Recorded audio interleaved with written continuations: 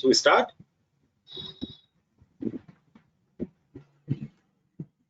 Yes, let's start. Yeah. सभी साथियों को मेरा विनम्र जय भीम। बर्टोल्ट ब्रेक्ट ने कहा था, जब जुल्म हो तो बगावत होनी चाहिए शहर में, और अगर बगावत ना हो तो बेहतर है कि रात ढलने से पहले ये शहर जल के राख हो जाए। यही वो 4 लाइनें हैं जिनको आधार बना के देश के विभिन्न भागों से आने वाले 11 अधिकार कार्यकर्ता को, राइट बेस्ड एक्टिविस्ट को जेलों में ठूसा गया। आज इतिहाद द्वारा ऑर्गेनाइज्ड इस शामिल वेबिनार सीरीज में मैं आपका स्वागत करता हूं, और हम समझेंगे कि ये 4 लाइनों में ऐसा क्या है कि इन 11 लोगों को जेल में पिछले 2 साल से रखा गया है और उनको बार बार जमानत नकारी गई है। आज का हमारा जो विषय है descendant UAPA Bhima Koregaon case को हम समझेंगे। एक घटना हुई थी 1 जनवरी 2018 को, जिसमें कुछ हिंदुत्ववादी संगठनों ने भीमा कोरेगांव के यहाँ पे जो लोग इकट्ठा हुए थे उनके ऊपर हमला किया था। उस हमले को अट्रीब्यूट किया गया, या फिर जो इन्वेस्टिगेशन हुआ उसमें पाया गया कि संभाजी भिड़े, मिलिंद एकबोटे और कुछ अतिवादी हिंदू संगठन इसके लिए जिम्मेदार है। सुप्रीम कोर्ट में भी हलफनामा दायर किया गया कि यही लोग हैं जिन्होंने ये सब करवाया है। इसके बावजूद over period of time narrative change हुआ, अक्यूज्ड चेंज हुए। मिलिंद एकबोटे और संभाजी भिड़े इनको छोड़ के 17 अप्रैल को एक रेड डाली जाती है देश के विभिन्न हिस्सों में, और उसके बाद 6 जून 2018 को 5 लोगों को अरेस्ट किया जाता है, जिसमें से पहले है रोना विल्सन, दिल्ली बेस्ड एक्टिविस्ट है, राइट ऑफ प्रिजनर्स के ऊपर शुरुआत से काम करते आ रहे हैं। बहुत सारे एक्टिविटीज में वो इन्वॉल्व थे, लिखते थे, बात करते थे। दूसरी जो साथी है शोमा सेन, नागपुर से अंग्रेजी की प्राध्यापिका, फेमिनिस्ट लिटरेचर के लिए जानी जाती है। देश विदेश से उनको उस विषय पे लिखने के लिए, बोलने के लिए आमंत्रित किया जाता था। रिटायरमेंट के मुझे लगता है 3 या 4 दिन पहले उनको अरेस्ट किया गया। महेश राउत है जो गढ़चिरोली के जंगलों में आदिवासियों के बीच में काम करते थे। ऐसा एरिया जहाँ पे इलेक्शंस को बाइकआउट किया जाता है, या इलेक्शन होते ही नहीं है, या फिर फर्जी इलेक्शन होते हैं, उन जगहों पे उन्होंने ग्राम सभाओं का गठन करके उसके माध्यम से इलेक्शन कंटेस्ट करवाए। कुछ आदिवासी कार्यकर्ताओं को इलेक्शन में खड़ा कराया, जिला पंचायत के इलेक्शंस में उनको चुनवा के लाए, और आगे भी उनके कुछ प्लान्स थे। बहुत सारा उन्होंने काम किया है। एंटी माइनिंग के ऊपर उनका काम बहुत ज्यादा रहा है। उसके बाद में एक जो अरेस्ट हुए वो है सुधीर ढोले, एक अम्बेडकराइट एक्टिविस्ट है जिन्होंने अम्बेडकराइट मूवमेंट को एक नया शेप देने की कोशिश की। रोहित वेमुला का इंस्टीट्यूशनल मर्डर हो, उना फ्लॉकिंग हो, अम्बेडकर भवन का डिमोलिशन हो, इन सभी मुद्दों पे लोगों को आंदोलित करने में, इस मुद्दों को उजागर करने में उनका बहुत बड़ा हाथ रहा है। सुरेंद्र गडलिंग नागपुर के अधिवक्ता है, पिछले 25 साल से वकालत करते आ रहे हैं।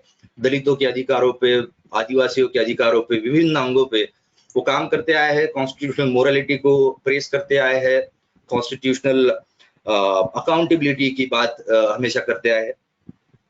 इन लोगों को अरेस्ट करने के बाद इनके ऊपर आरोप किया गया कि ये लोग पंतप्रधान नरेंद्र मोदी को मारने की साजिश कर रहे थे, कहीं से हथियार खरीदने की कोशिश कर रहे थे।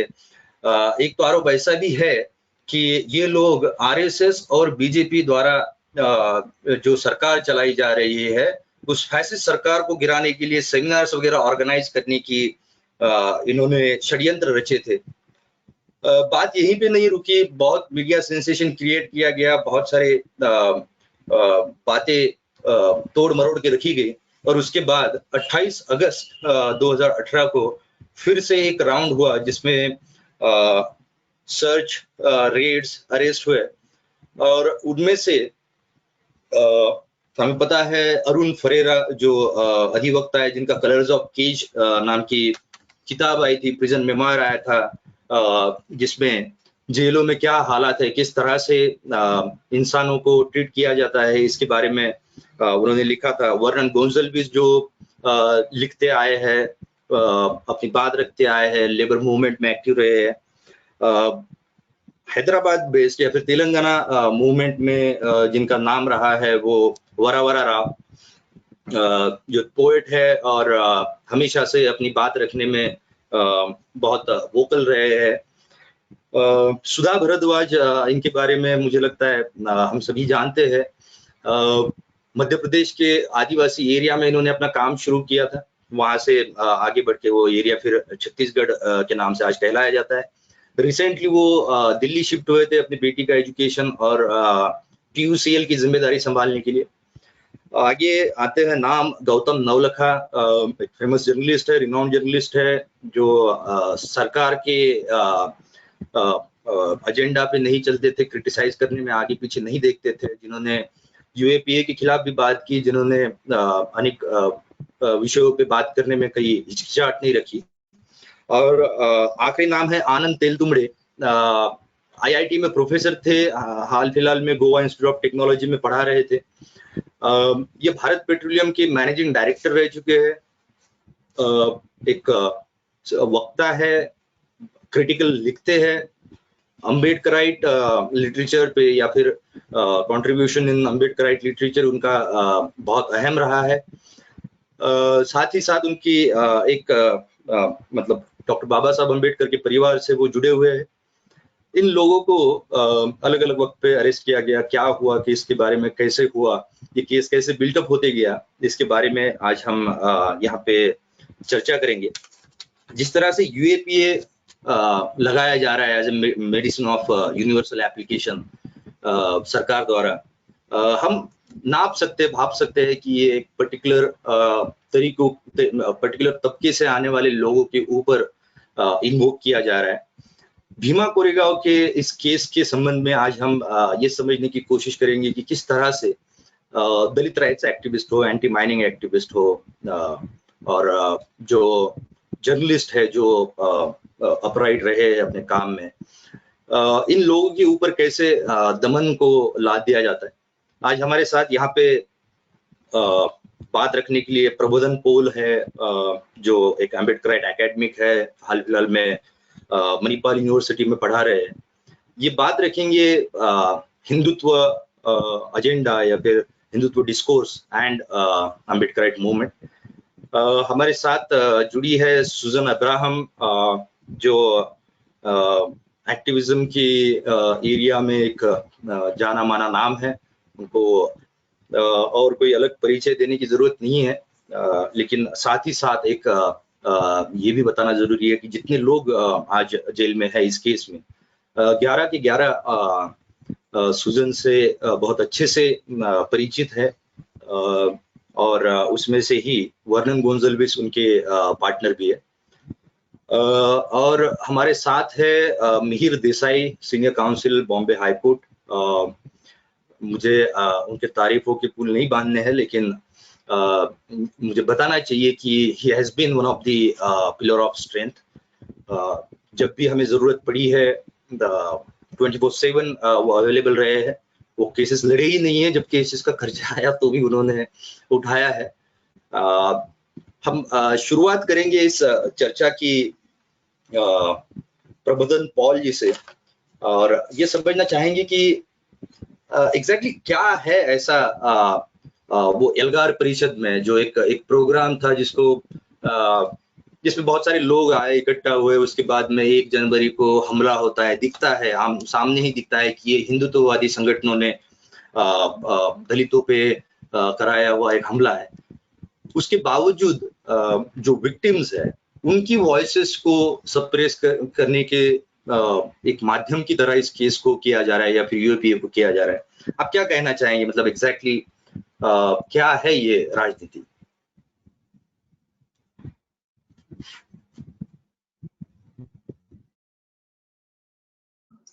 तो आज मैं बात जो रखने वाला हूँ, जो आपने भी कहा कि Hindutva and the role of Hindutva and the Bhima Koregaon violence. तो मैं I hope if I speak in English, I hope that's not a problem.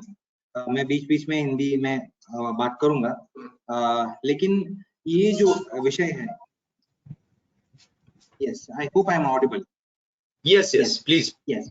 Okay. So so the point, this presentation would be basically dealing with Bhima Koregaon violence and Hindutva discourse. What is the relationship between Hindutva politics and the violence that happened in Bhima Koregaon in 2018?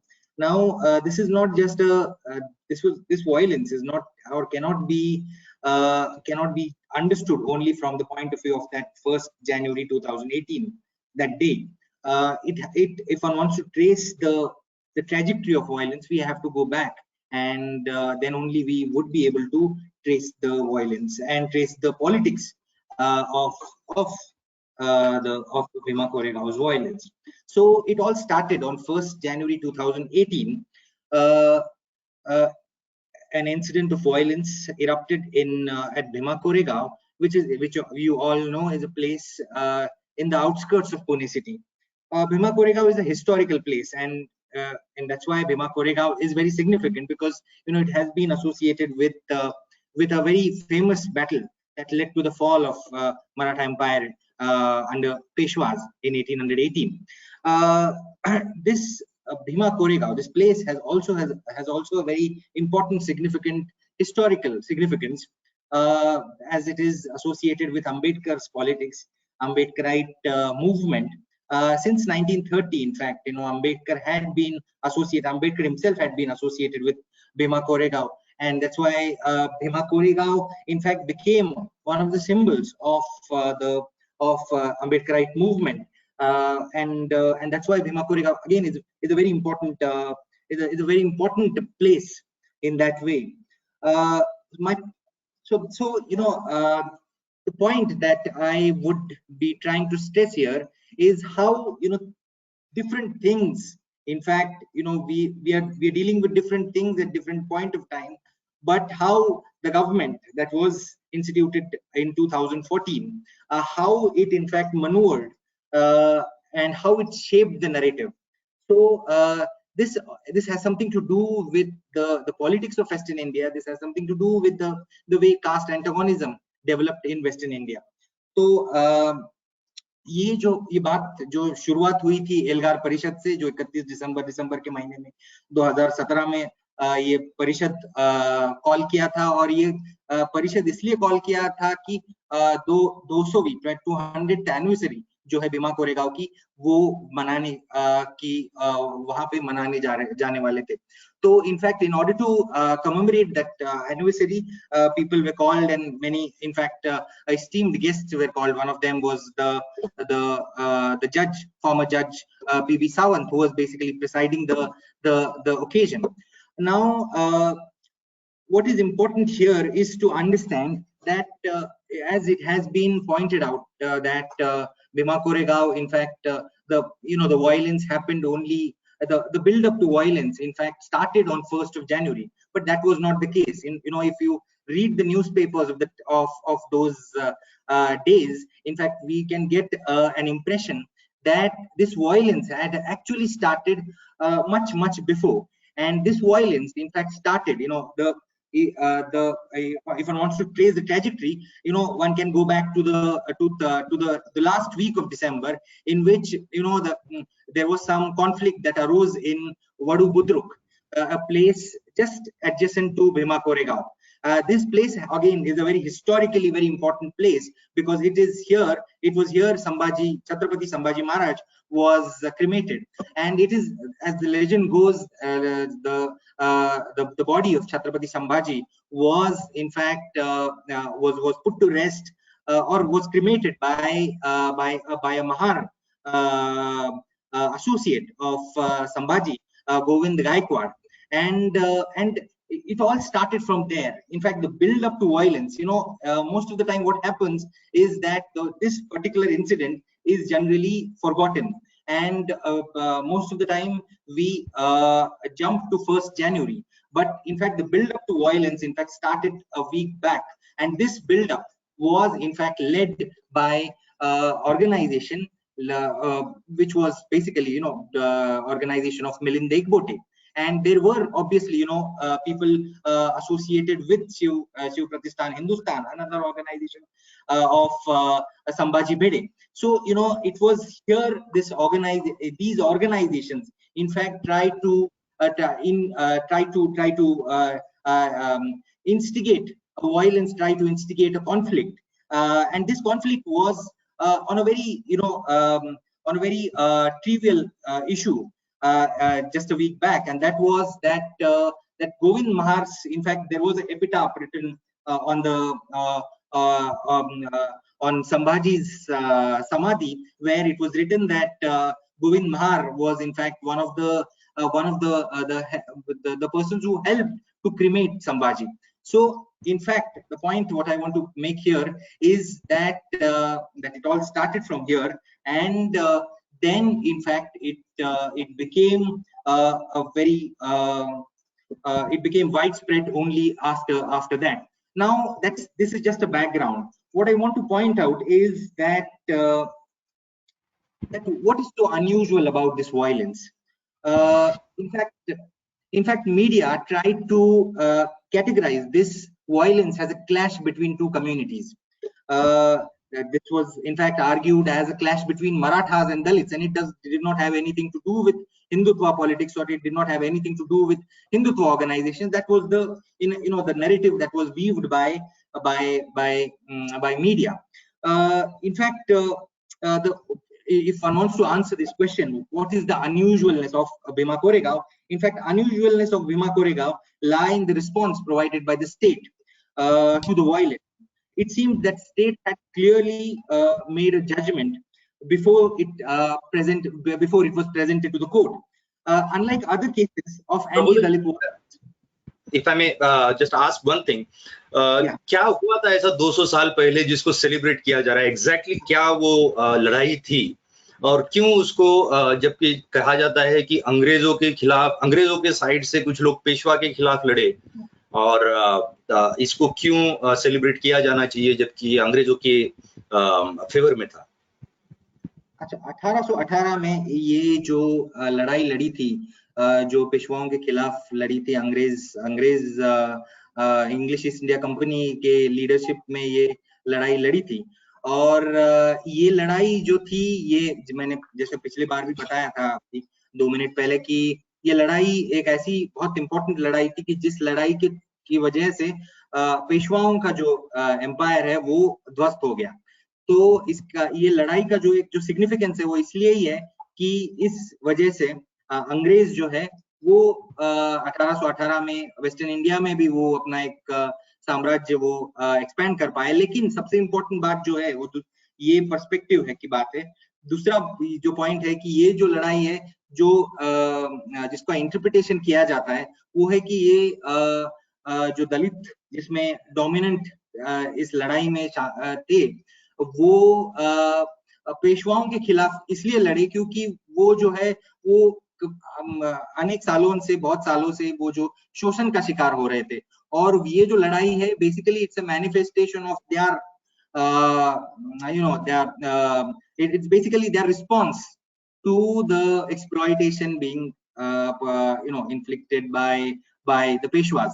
तो ये जो है ये लड़ाई का एक अपना एक बहुत उसके इंटरप्रिटेशन है। स्कॉलरली मैं उस पर जाना नहीं चाहता हूँ क्योंकि इस पे बहुत स्कॉलरली डिबेट्स है, डिस्कशंस बहुत होते हैं और इस पे बहुत सारे अलग अलग व्यूज हैं। और मुझे कोई रेटोरिक व्यू भी नहीं देना है आपको कि ये ऐसा हुआ था, इस समय ऐसा हुआ था और 500 लोग या 1000 लोग वहां पे गए थे, वो वापस वो ट्रिविलाइज करेंगे हम चीज को। लेकिन मुझे इसके मतलब ये जो पॉइंट को लेके मुझे एक बात बतानी है कि आज का जो आंदोलन है, जो अम्बेडकरवादी आंदोलन है, इस लड़ाई को किस तरह से देखता है, ये इंपॉर्टेंट बात है, ना कि वो लड़ाई में एक्चुअली क्या हुआ था, कैसे था, ये बात अलग है।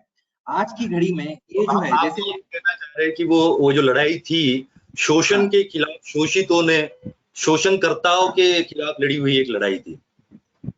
हाँ, जिस तरह से हमको एक पता चलता है कि वैसे ही एक कुछ ना कुछ ऐसा ही एक हमको पता, मतलब यही एक बात सामने आती है कि ये इस लड़ाई में जो शामिल थे, जो डोमिनेंट कम्युनिटी जो थी, वो उसके खिलाफ, ये डोमिनेंट ट्रेडिशंस के, ब्राह्मणवादी जो ट्रेडिशंस के खिलाफ ये कहीं ना कहीं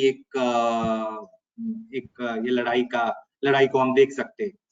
लेकिन उसके बहुत अपने अपना एक अलग उसको मतलब एक हिस्टोरिकली उसके बहुत अलग अलग उसके डिस्कशंस हो सकते, लेकिन ये है कि आज के घड़ी में ये 20-30 साल में इस लड़ाई को अंबेडकरवादी आंदोलन बहुत अलग तरीके से देखता है। सिर्फ ये नहीं देखता है कि 200 साल पहले क्या हुआ था, लेकिन ये कहीं ना कहीं पॉलिटिकल एस्पिरेशंस जो है, जो एक नई उम्मीद जो है, वो भी इस लड़ाई में कहीं ना कहीं देखता है।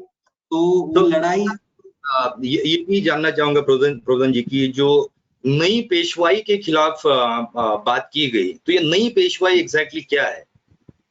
नई पेशवाई जो है ये देखिए, ये टर्म जो है ये वैसे तो बहुत नया टर्म है, लेकिन हम जैसे समझते हैं इस टर्म को, ये टर्म ये मनुवाद, ऑब्वियसली ये मनुवाद के को कहीं ना कहीं कनोट करता है।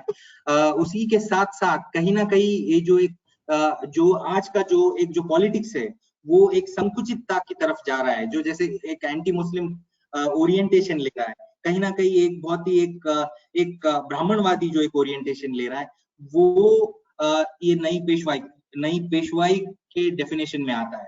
तो इसलिए ये जो नई पेशवाई का जो रेफरेंस दिया गया 2018 में, तो वो नई पेशवाई का जो एक टर्म है, वो भी एक कहीं ना कहीं दलित आंदोलन या जो एस्पिरेशंस है, अम्बेडकराइट एस्पिरेशंस है, वो भी एक वापस हाईलाइट करता है कि ये इसमें सिर्फ एक कास्ट क्वेश्चन ही नहीं, तो बहुत सारे जो क्वेश्चंस है वो एक इकट्ठा करके वो एक अपना एक नया पॉलिटिकल अल्टरनेटिव देना चाहते हैं।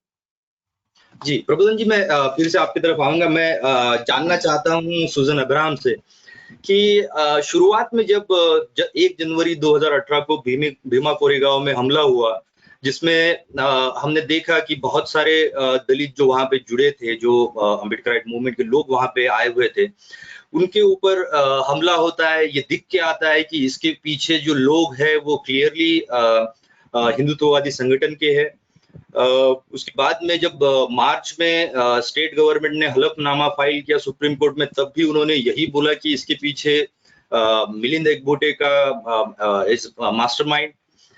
साथ ही साथ जब चीफ मिनिस्टर ने असेंबली में जब स्टेटमेंट किया इस घटना के बारे में, तब भी उन्होंने यही नैरेटिव दिया कि इसके पीछे भिड़े एकबोटे जैसे असामाजिक तत्व है जिन्होंने यह हमला कराया। अब वहां से लेके ये केस डेमोक्रेटिक एक्टिविस्ट पे, प्रोग्रेसिव एक्टिविस्ट या फिर जो एक्टिविस्ट दलितों के लिए, ट्राइबल्स के लिए लड़ रहे, उनके ऊपर तक आने तक का ये सफर कैसा रहा? मतलब क्या था कि वहां से यहाँ तक आते गए? क्या रियलाइजेशन था या क्या फैब्रिकेशन था? तो इसके बारे में मैं एक थोड़ा इतिहास में जाना चाहती हूँ, क्योंकि जब कुछ हम लोगों को विश्लेषण करना है या कुछ समझना है, ये करना भी जरूरी है कि इसका इस तरीके से पहले कब हुआ है। तो पिछले 2 साल में मैं जितने भी लोगों से बात कर रही हूँ, मैं हम जब लॉ का पढ़ाई कर रहे थे, एक फेमस केस है जिसको ड्रेफस कॉन्स्पिरेसी केस का नाम पे जाना जाता है। वो फ्रांस में हुआ था 1894 में।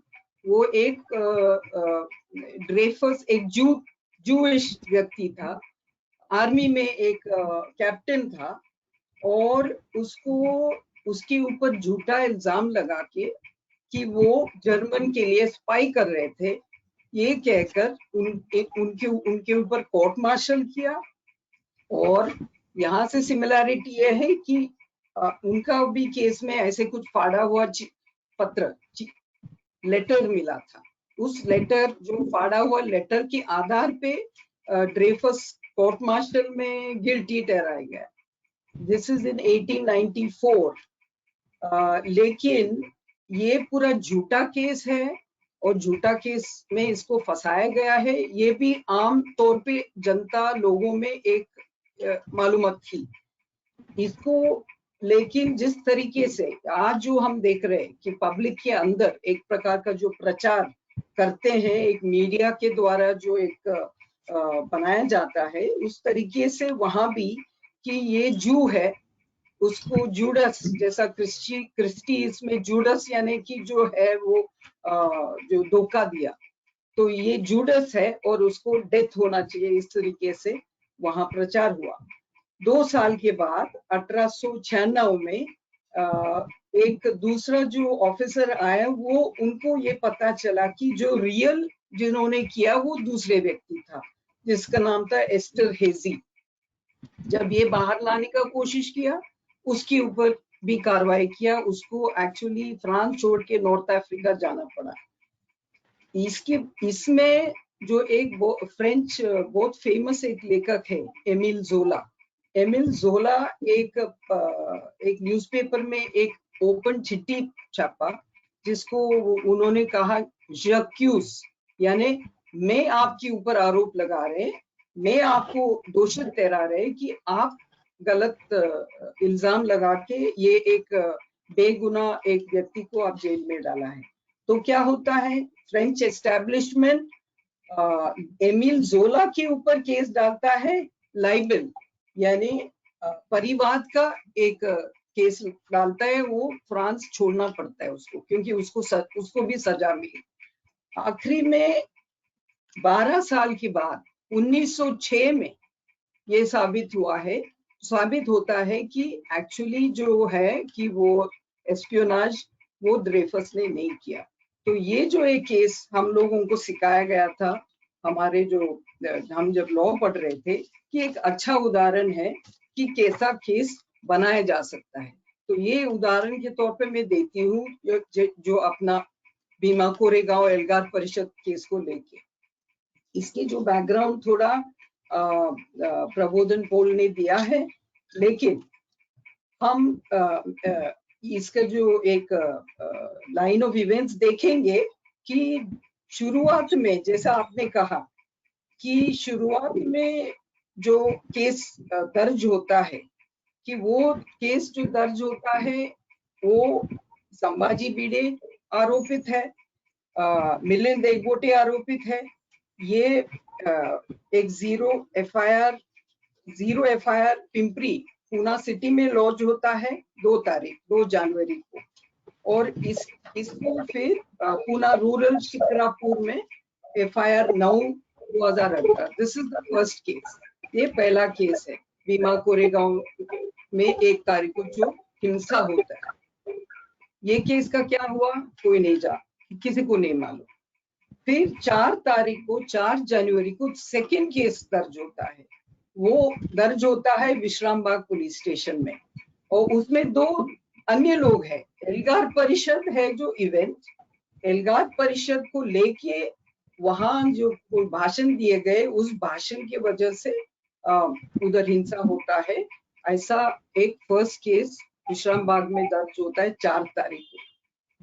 और दूसरा फिर क्या होता है 4 तारीख को, एक first fact finding report into the violence led by doctor Bharat Patankar, जाति मुक्ति आंदोलन के तरफ से। वो आइडेंटिफाई करता है कि भिडे और एकबोटे ने जो उनकी मॉब्स, जो सैफरन फ्लैग्स को लेके जो मॉब्स थे, उनकी वजह से वहां हिंसा होती है। फिर 8 तारीख को ये जो आज जो एक फेमस केस बन चुका है, जिसको हम भीमा कोरेगांव एल्गार परिषद केस के नाम पे माना जाता है, वो 8 तारीख को एफआईआर दर्ज होता है, वो भी विश्रामबाग पुलिस स्टेशन में, एफआईआर नंबर 4। इसमें जो निहाल जो शुरुआत किया इस प्रोग्राम का, ब्रेक्ट का जो कविता, वो कविता क्योंकि सुधीर ढवले जो आरोपित नंबर 1 है इस केस में, वो एल्गार परिषद में ये 4 लाइन उन्होंने मराठी में वहां पेश किया। और दूसरे जो है आरोपी बनाया जो कबीर कला मंच के जो लोग हैं जो गाना गाए थे, ये ऐसे 6 लोगों के ऊपर वो एफआईआर दर्ज होता है, लेकिन इनको मालूम कुछ नहीं होता है। इनको ना समन्स है, इनको ना इत्तला दिया जाता है कि ऐसा एक केस दर्ज हुआ है। अखबारों में आता है, अखबारों में छप के आता है कि ऐसा कुछ FIR दर्ज हुआ है। तो शुरुआत में जो FIR दर्ज हुआ सुजन जी, उसमें हाँ। क्या एग्जैक्टली ऑफेंसेस इन्वोक किए गए थे, और कबीर कला मंच के साथ साथ और कौन कौन लोग थे जिनका नाम था? नहीं, उसमें सिर्फ सुधीर ढवले, हर्षाली पोद्दार और 4 कबीर कला मंच, यानी टोटल 6 लोगों का नाम था। तो उस वक्त उसमें सिर्फ 153, यानी जो 2 कम्युनिटी के आपस में दंगा फसाद कराना, बस यही आरोप था। 153A, 505, 117 ऑफ IPC, सिर्फ IPC के सेक्शंस थे। फिर दूसरा फैक्ट फाइंडिंग जो है वो होता है 12 तारीख को। ये सीक्वेंस थोड़ा, जैसा हम आज कहते हैं ना, जो एक कहावत बन गया है, थैंक्स टू रविश जी, कि क्रोनोलॉजी समझना बहुत जरूरी है। वो 12 जनवरी को second fact finding led by doctor Suresh Khernar of राष्ट्र सेवा दल, जहां वो भी एस्टेब्लिश करता है कि जो सैफरन फ्लैग जो लेके घूम रहे थे वधु वधु की तरफ, उनकी वजह से ये हिंसा हो रहा है। ये सब इंडिपेंडेंट फैक्ट फाइंडिंग है।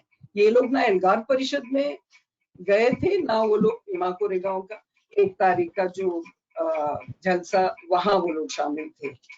तो ये हुआ 12 जनवरी।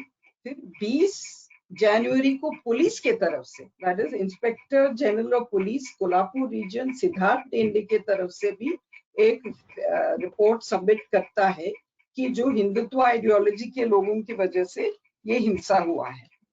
22 तारीख को मैं आपको फिर से पूछना चाहूंगा, ये जो रिपोर्ट आया जिसको नागरिक कमेटी का रिपोर्ट कहा जाता है, या फिर पूना के एक्स मेयर ने जो इसको ऑथर किया था या डिफेंड की थी, क्या वो किसी संगठन को आइडेंटिफाई करता है, किसी व्यक्ति को आइडेंटिफाई करता है इसके लिए जिम्मेदार? ये मतलब सैफरन फ्लैग विल्डिंग पर्सन्स ये कहते हैं भरत पाटनकर का, और supporters of Bhide and Ekbote. Bharat Patankar का जो रिपोर्ट है उसमें भिड़े एकबोटे दोनों का नाम है। सुरेश खेरनार और ये anyway, so then what happens is that he files an application for anticipatory bail 22 तारीख को, तो वो रिजेक्ट होता है। रिजेक्ट होने के बाद अभी ये इंटरवीविंग जो सीक्वेंस है आपको सबको समझना बहुत जरूरी है, क्योंकि 22 तारीख को उनका एंटिसिपेटरी बेल 22 जनवरी को रिजेक्ट होता है। 24 तारीख मिलिंद एकबोटे का anticipatory is rejected. 2 days later 24 तारीख को ACP CR नंबर 4, नाउ हम लोग देख सकते हैं कि जो प्रशासन है उनका पूरा फोकस अब ये केस पर आ गया है। Crime number 4 of 2018 Sudhir Dhawale and others, वो गेट्स ट्रांसफर्ड। वो केस जो है उसको विश्राम बाग से ACP स्वारगेट में ट्रांसफर होता है। Sequence very important. 2 तारीख को it is weaving from what Milind Ekbote is doing and what the state is doing. Next, yes. What happened on 2nd of February, Milind Ekbote goes to the Sessions Court. Session Court reject करता है। उसके बाद high court में जाके वहां भी reject होता है। उसके बाद 13 फरवरी को the Maharashtra state government filed an affidavit, जिस affidavit में opposing the anticipatory bail of Milind Ekbote, जिस affidavit में कहते हैं कि the present crime was executed by the petitioner, that is Milind Ekbote। ये महाराष्ट्र गवर्नमेंट का affidavit है कि Milind Ekbote is a prime the conspirator in the present crime। तो इसके बाद फोर्थ फैक्ट फाइंडिंग जिसमें justice Chandra, is a retired जज of Telangana high court, Telangana Andhra Pradesh, Chandra Kumar, वो स्पेसिफिकली आइडेंटिफाई करता है कि social media messages which were on the Sambhaji Bhide's provocation जिसमें कहा गया कि 1 जनवरी को ब्लैक डे, काला दिन करके मानना चाहिए, और 2000 के मॉब जो है लाठी और भगवा झंडा लेके वधु बुद्रुक से बीमापुर तक गए, इसकी वजह से ये हिंसा हुई। ये मतलब 4th fact finding, independent fact finding ये एस्टैब्लिश करता है। उसके बाद क्या होता है, 6 मार्च को अपना ACP adds one more section, that is 120B, conspiracy का सेक्शन डालते हैं, जिसको लेके उनको जाना है रेड करने के लिए। तो 9 तारीख को और 14 तारीख को 2 दिन ये एप्लीकेशन फाइल किया। तो इन्वेस्टिगेशन ऑफिसर है, एप्लीकेशन फाइल करता है वहां के जो JMFC के सामने, to search the houses of ये 6 अक्यूज्ड, जिसको मालूम नहीं है वो अक्यूज्ड है, और 2 लोगों का नाम इसमें डाला जाता है एज सस्पेक्टेड अक्यूज्ड, जिसका नाम है सुरेंद्र गडलिंग और रोना विल्सन, और दोनों को भी नहीं मालूम। तो ये 2 तारीख को यार एप्लीकेशन को रिजेक्ट करते हैं JMFC पुणे। इसके बीच में क्या होता है, 14/3 को मिलिंद एकबोटे का क्योंकि सुप्रीम कोर्ट रिजेक्ट करता है, तो he gets arrested. This is very important. Between when the case is being pushed to bring the focus onto the organizers of Elgar Parishad, that is the time when Milind Ekbote gets arrested on 14th of March. इसके बाद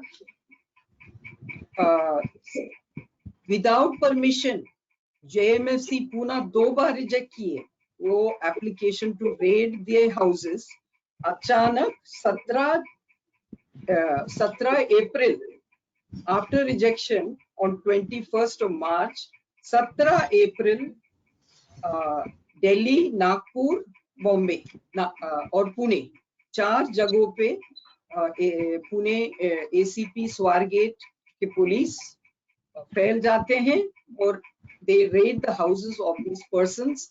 That is when we come to know that they are the accused in this case. On 17/4 हमको मालूम पड़ता है कि ये सारे लोगों को accused, आरोपी बनाए हैं इस केस में। फिर भी उनके जो कुछ भी इलेक्ट्रॉनिक डिवाइसेस है ये सब लेके जाते हैं, अरेस्ट नहीं होते हैं 17/4 को। 19/4 को क्या होता है, we come back to Milind Ekbote. After this, you can imagine what happened. 19th of April, Milind Ekbote moved session court saying the real culprits are some others. There has been an all India raid. There's been a raid on the houses of all these urban Nakshals, and he gets anticipatory bail. So please note this very important sequence. इसके बाद 24/4 को 24th of April comes the first fact-finding report from the side of those who want to protect Milind Ekbote and Sambhaji Bhide. This is by a group called Vivek Vichar Manch. Vivek Agnihotri इनसे संबंधित है, हमको नहीं मालूम. It is headed by one Captain Smita Gaikwad. For the first time, they bring on record, and we come to know that and they call themselves Forum for Integrated National Security. जहां कहते हैं कि जो 1 तारीख का हिस्सा हुआ वो वेरी क्लियरली एल्गार परिषद के ऊपर, और जो बोर्ड लगाया गया वधु बुद्रुक, और जो ब्लू नीला झंडा जो एक सी ऑफ सैफरन के अंदर जो घुस गए, इसके वजह से हिंसा होता है, ऐसा पहला फैक्ट फाइंडिंग रिपोर्ट आता है मिलिंद एकबोटे का बेल के बाद। 17/5 को then comes the real action on the part of the state in applying sections of UAPA, stating that of whatever was seized from the electronic devices based on that material, but still they do not know, papers are not given to them, no summons are sent to them that UAPA has been applied. So this is on 17th of May. And then Achanak on the 6th of June, the arrest happened, which is what now today we call the So Elgam then Commission. Okay, yeah. I just want to take you back a little back. जिस दिन red हुआ उस दिन के बारे में कि किस तरह से ये रेड हुआ, क्योंकि मुझे लगता है देश भर में ये one of the first case है जिसमें इलेक्ट्रॉनिक एविडेंस को सीज करने के लिए पुलिस आई। तो क्या उन्होंने मतलब कोई साइबर एक्सपर्ट साथ में थे, किस तरह से सीजर किया, क्या वो ट्रेडिशनल तरीका था या फिर कुछ नया कुछ इनोवेटिव मेथड लाए, हैश वैल्यू दिया गया, किस तरह से उन्होंने इंटीग्रिटी मेंटेन किया इसका?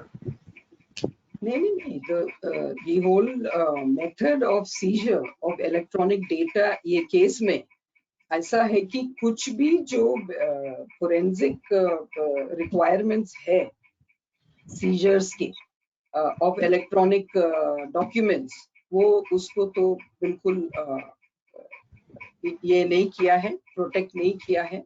सिर्फ उनके हार्ड डिस्क, उनके मोबाइल्स, उनके लैपटॉप्स लेके गया, वो एक लिफाफा में बांध के सील किया, but not that you take the hash value, what is the hash value at the time of seizure, ये कुछ मतलब किए नहीं, रखे नहीं।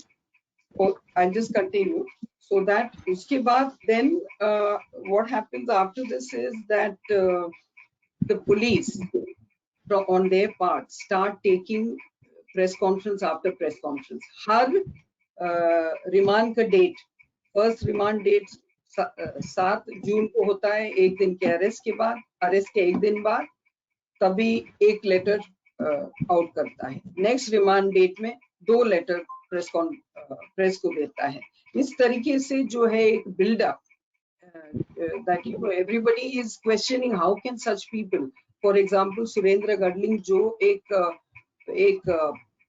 प्रचलित एक क्रिमिनल लॉयर है जिनका काम रहा 30 साल जो बेगुनाह लोगों को जिनके ऊपर मतलब उनके जो क्रिमिनल ट्रायल का एक्सपर्टीज को लेके लोगों को बाहर चुराना। और दूसरा है जो जैसा कि शोमा सेन जो पूरा उनके करियर एक एकेडमिक के तौर पे और साथ ही साथ जो है जो महिलाओं के सब विषय को लेके किए, ऐसे लोगों को इस केस में कैसे फंसाया गया, इसको तैयार करने के लिए एक मीडिया में ये इनका एक तरीका रहा। और जब सुधा भारद्वाज दिल्ली में एक प्रेस कॉन्फ्रेंस लिया 7 तारीख को ही एक प्रेस कॉन्फ्रेंस लिया opposing, condemning the arrest of the Vice President of Indian Association of People's Lawyers, Surendra Gadling, क्योंकि she was the General Secretary Surendra Gadling का अटक का निषेध करते हुए सुधा भारद्वाज जो वाइस प्रेसिडेंट थी वो एक पत्रकार परिषद लेती है दिल्ली में और तुरंत उनके ऊपर मीडिया का ये जाता है। Republic TV releases one so-called letter जो Sudha is supposed to have written to some comrade Prakash, वो एक she gives एक legal notice is served on Republic TV, and then we know what happened 2 months later in August 28 तारीख को और 5 लोगों का arrest.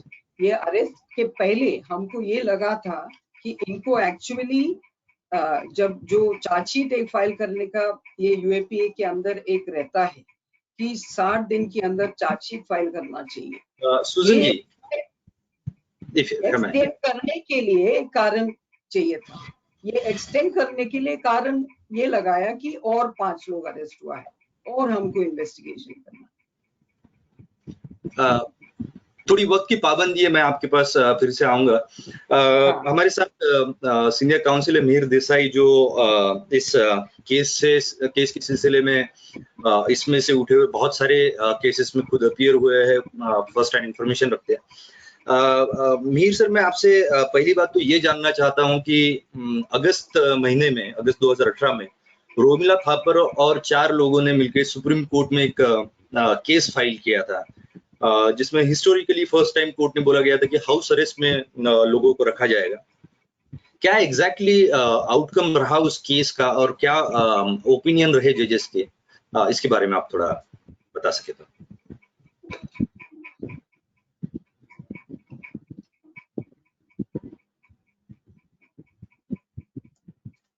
I think Mihir can be heard.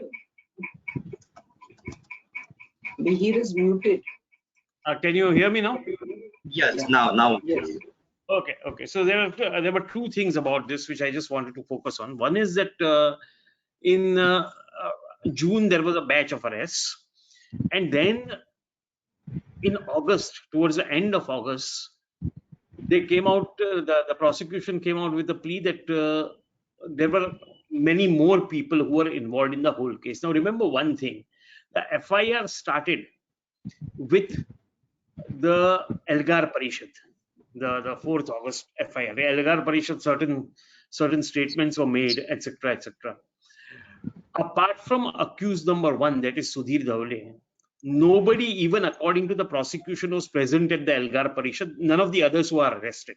Okay, neither those arrested in June nor those arrested in August. Okay?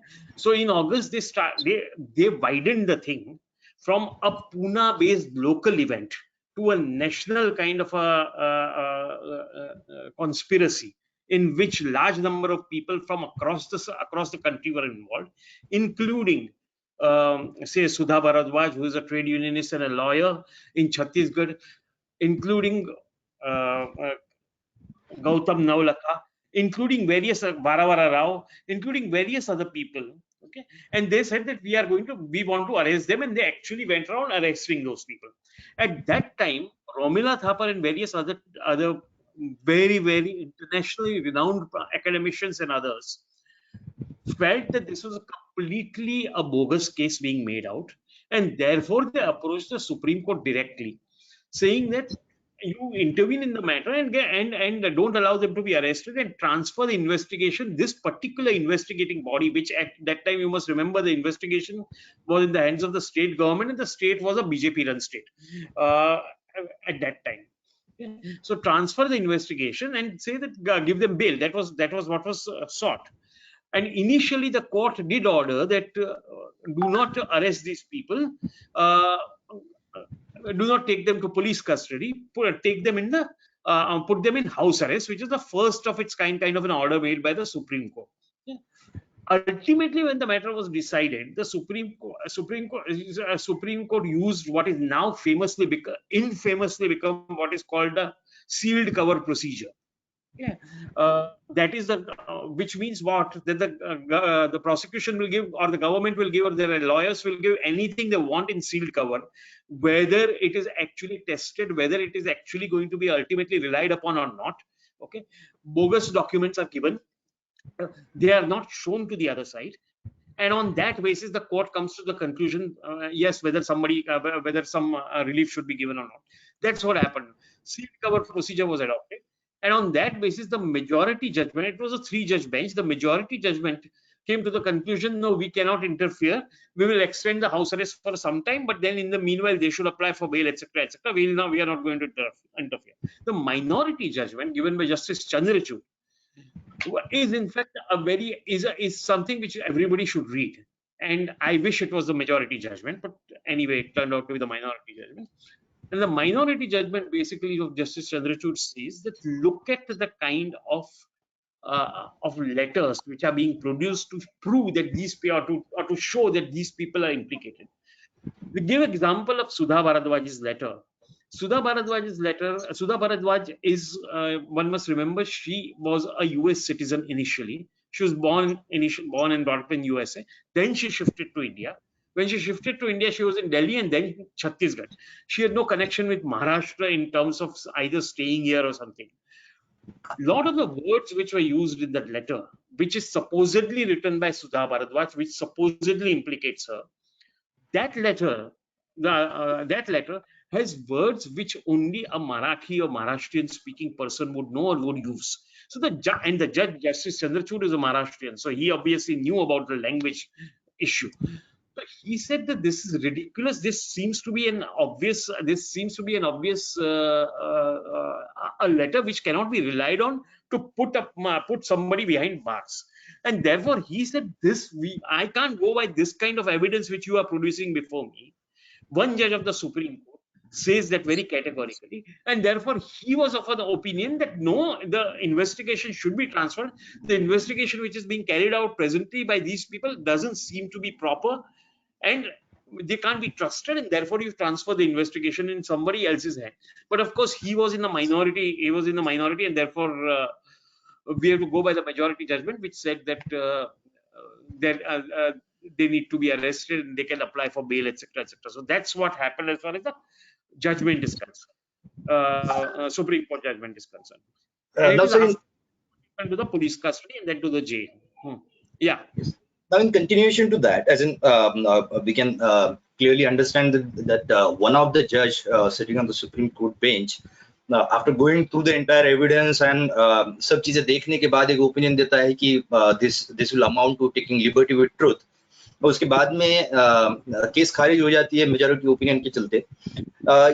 इसी के बाद में एक जजमेंट ऑथर किया था जस्टिस मृदुला भाटकर ने, जो स्टैट्यूटरी बेल के ऊपर है। कहा जाता है कि सुप्रीम कोर्ट ने हितेंद्र विष्णु ठाकुर के लॉ को ही चेंज कर दिया इन लोगों को जेल में रखने के लिए। क्या था वो एग्जैक्टली, क्या उसके बारे में आप बताएं। मैं जितना एक्चुअली इसमें जो आर्गुमेंट्स थे वो बहुत लीगल आर्गुमेंट्स थे, लेकिन मैं एक सिंप्लीफाई मैनर में बताऊं तो ऐसा है कि जो चार्जशीट फाइल करनी है, या तो कॉमन लॉ है यानी इंडियन पिनल कोड है, या तो सीआरपीसी है, या तो यूएपी है। अगर चार्जशीट फाइल करने तक के जो दिन आपको दिए गए हैं कानून ने, 30 दिनों 60 दिनों जो भी दिन दिए गए हैं, उन दिनों तक अगर आप चार्जशीट फाइल नहीं करते हैं तो जो अक्यूज जेल में होता है उसे राइट बन जाता है कि मुझे बेल पे छोड़ो। फिर बाकी को देखा नहीं जाता है कि ऑटोमेटिक स्टैट्यूटरी बेल जिसको कहते हैं वो राइट हो जाता है। तो यहाँ और यूएपीए में ये भी कहा गया है कि अगर आप चार्जशीट नहीं फाइल करते आप एक्सटेंशन मांग सकते हैं, लेकिन एक्सटेंशन मांगने के लिए, वो चार्जशीट का एक्सटेंशन मांगने के लिए न तो सिर्फ प्रोसिक्यूशन को, लेकिन जो प्रोसिक्यूटर है उसको भी अपना माइंड अप्लाई करना पड़ेगा कि भाई ये एक्सटेंशन लेना जरूरी है कि नहीं और क्यों लेना जरूरी है। तो इन मुद्दों पे मृदुला भाटकर ने कहा कि ये जो लोगों की चार्जशीट है, जैसे सुरेंद्र वगैरह की, वो चार्जशीट जो आपने एक तो टाइम में फाइल नहीं की, आपने जो एक्सटेंशन मांगा उसमें पब्लिक प्रोसिक्यूटर का तो कोई ओपिनियन था ही नहीं। तो इस वजह से ये लोग स्टैट्यूटरी बेल के लिए एंटाइटल हो जाते हैं, उनको स्टैट्यूटरी बेल देना चाहिए। ये बिल्कुल कानून के अंदर है। ये मैटर सुप्रीम कोर्ट में गया, सुप्रीम कोर्ट ने इसको खारिज कर दिया, मृदुला भाटकर जी का जजमेंट को। मेरे ख्याल से हमको देखना चाहिए कि यूएपीए हो या टाडा हो या पोटा हो, उसमें जो सुप्रीम कोर्ट का रोल रहा है, it has been most unfortunate and it's something one needs to study, and even without study one can say it is most unfortunate, even if you look at various things. And that consistency of the Supreme Court of being passing unfortunate judgments in security legislations continued with this particular judgment, okay, where they said that even if the public prosecutor has not clearly mentioned her opinion, okay, it can be inferred that she has applied her mind, and therefore extension was rightly asked for and extension was rightly granted, and therefore you can't get statutory bail. तो ये जो statutory bell जो उनको otherwise मिलना चाहिए था, कानून के अंदर जो मिलना चाहिए था, वो हक भी उनका ले लिया गया।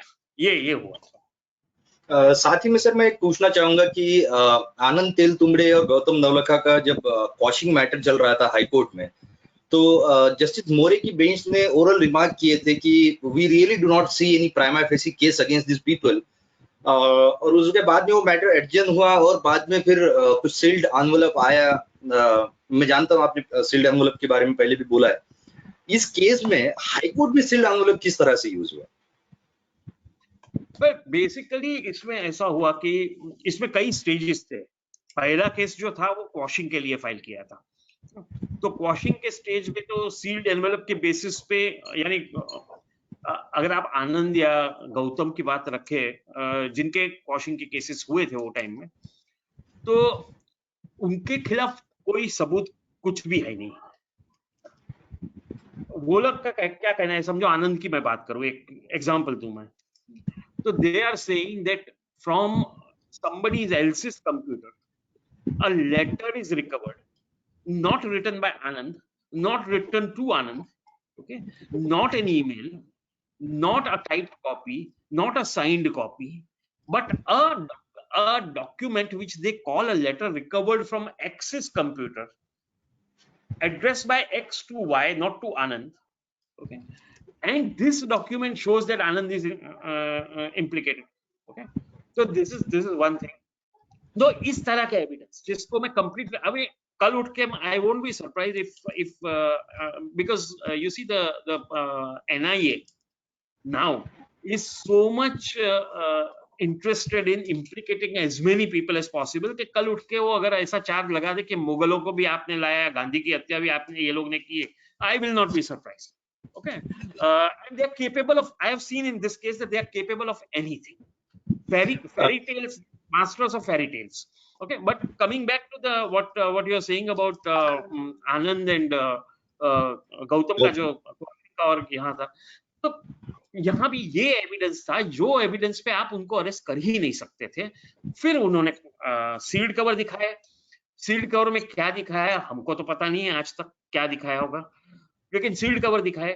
सील्ड कवर के बेस अभी तब तक जब तक बेल एप्लीकेशन आ गया था आनंद का और इसका गौतम का, तब तक सुप्रीम कोर्ट ने कहा था कि sealed cover can't be the only basis for denying for convicting somebody or denying somebody relief. तो लेकिन उन्होंने देखा, फिर देखना नहीं चाहिए था, लेकिन कोर्ट ने देखा sealed cover and they said that and basically as far as the quashing is concerned, the reliance on sealed cover was made. In the bail application, at least on paper, there is no reliance on sealed cover to deny them anticipatory bail. The denial was of anticipatory bail, this is important to understand, was on the basis that under UAPA you cannot get anticipatory bail, because under UAPA anticipatory bail is something which cannot be granted under the law. Now this is a big problem, and this is why they go under UAPA, because under UAPA anticipatory bail cannot be granted. Secondly, bail conditions are much more stringent than in other cases, and therefore if they slap you with a UAPA case, you can't avoid going to jail. Once you go to jail, it's very difficult for you to come out. At the end of 5 years, 10 years, you might be found not guilty, etc., which is a different matter. That's a separate issue. But the purpose of UAPA is not to convict anybody. The purpose of UAPA is to put people behind bars for a long period of time. Later on, whatever happens, nobody is bothered. So that purpose they are achieving, and they will keep on achieving it till either UAPA is struck down or it is interpreted in a different way by the Supreme Court, which doesn't seem very likely at the moment. Mir sir, कानूनी भाषा में कहा जाता है कि you need substantial piece of evidence इस तरह के केसेस लगाने के लिए या फिर इनको डालने के लिए। क्या इसमें कोई मतलब कोई पर्सन है जो बोलता है कि हाँ इन लोगों ने कॉन्स्पिरेसी किया, मोदी जी को मारने की कोशिश की या फिर षड्यंत्र रचा, क्या इस तरह का कोई है? और जहां तक सुना जाता है कि सिर्फ खतों के बारे में कहा जाता है, मुझे याद है एक सहारा बिल्डर डायरी केस का जजमेंट था सुप्रीम कोर्ट है, जिसमें कहा गया था कि सिर्फ किसी कागज के टुकड़े पे आपका नाम लिखा होना आपको इम्प्लीकेट नहीं कर सकता। तो इन हालात में हम केस को किस तरह से देखें? मतलब क्या एविडेंस रियली है, लीगली एग्जिस्टिंग एविडेंस है, या सिर्फ फैब्रिकेशन और यूएपीए का यूज है? देखिए, एक बात आपको ध्यान में रखनी पड़ेगी कि even according to the prosecution, nobody was arrested with arms, nobody was arrested with explosives, nobody was arrested with some multiple SIM cards and some forged documents in their possession, forged identity cards, nothing of the kind. Okay, nobody was arrested with letters, signed letters. Okay, so the only evidence which they say is that somebody kept on their computer some documents, okay, which according to me and the way the attachment of the seizure of these documents or the seizure of this electronic, because everything depends on electronic evidence, okay, and the way the electronic evidence has been seized, okay, is a farce, okay, is a complete farce, okay? Because I can seize, see, if I seize a handwritten letter written by you, okay, I cannot incorporate anything in it because my handwriting will be handwriting expert can find out, okay? But when an electronic document is seized, I can insert something in it, okay, and say that it was written by you, okay? So unless you are able to ensure the sanctity of the seizure, which they have not done, and there are methods available, hash value, etc., etc. There are very various methods available known to Indian law, known to Indian police, okay, as to how you manage the sanctity of electronic evidence. They have not done that, okay. I mean, the entire evidence should, in my opinion, be thrown out in 5 minutes, in 5 minutes on the basis of seizure itself. Okay? But by the time you prove that this was wrong, etc., etc., God knows how many years will go, and whether they will be out on bail or not, we don't know. Okay. So the problem is, एक और बात सामने आई थी, justice PB Sawant जो supreme court के retired जज है, उन्होंने प्रेस कॉन्फ्रेंस लेके कहा था कि मेरा झूठा स्टेटमेंट चार्जशीट को लगाया गया है, मैंने ऐसे कोई भी स्टेटमेंट नहीं दिया था। क्या ये मुद्दे के आधार पे भी कोर्ट्स ने प्रोसिक्यूशन के खिलाफ कोई एडवर्स इन्फ्रेंस ड्रॉ नहीं किया? नहीं, कोर्ट्स, ये देखिए, कोर्ट्स सिक्योरिटी इश्यूज के जो कोई भी केस होता है उसमें प्रोसिक्यूशन के खिलाफ कभी भी एडवर्स इन्फ्रेंस नहीं लेती है, वो हमें भूल जाना चाहिए, ओके। और खास करके आज के जमाने की कोर्ट तो नहीं लेती है। So forget about, you know, लेना चाहिए था, हाँ, लिया नहीं, उसका आंसर नहीं है। So this is a situation. I am very disappointed, as I told you earlier also, that the way in which UAPA is being used. You saw recently how in Delhi some people were arrested, how in Kashmir journalists were arrested. Now they have found a way, after the rejection of anticipatory bails of Anand and Gautam. They now know that they can put UAPA against anybody, arrest that person, keep that person behind bars for long, and courts are not going to do anything. That's a reality of the judicial system today.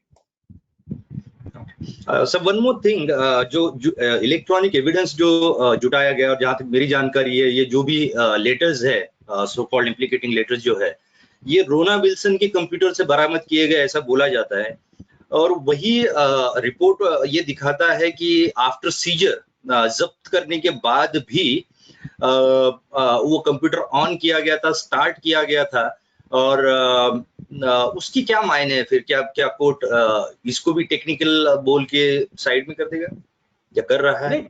There are two things. What the court should do and what the court is doing are two different things. Okay.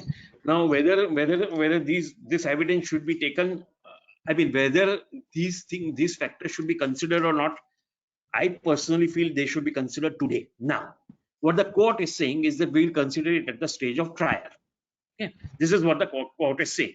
According to me, the evidence is complete. It's a what they call, you know, is a fruit of poison tree. Okay. वैसा evidence है जिसको आप कभी भी वो evidence के आधार पे आप कभी भी किसी को कन्विक्ट नहीं कर सकते। लेकिन ऐसे कानून जिसमें एंटिसिपेटरी बेल नहीं है, और आप बोल रहे हैं कि हम इसकी जांच ट्रायल के टाइम करेंगे, जो ट्रायल होगा कितने सालों के बाद, क्योंकि अभी तो वो लोग बोल रहे हैं हमको और लोगों को अरेस्ट करना है, तो ट्रायल तो कब चालू होगा कब खत्म होगा पता नहीं है, कितने सालों के।